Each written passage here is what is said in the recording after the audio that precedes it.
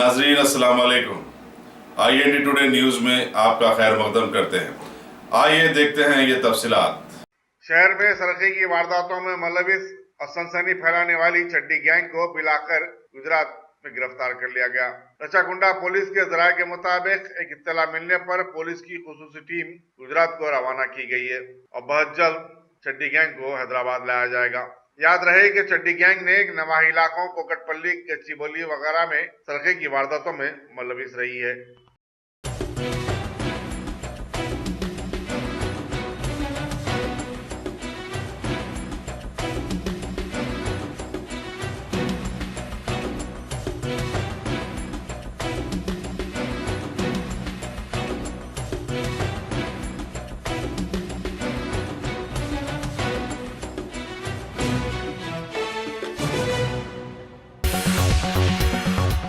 अगर आपने हमारे चैनल को सब्सक्राइब नहीं किया है तो आपको यहाँ सब्सक्राइब बटन दिख रहा है, उसे क्लिक करिए और सब्सक्राइब कीजिए और साथ ही साथ बेल आइकॉन को भी क्लिक करिएगा जिससे कि आपको ताज़ा अपडेट मिलते रहें।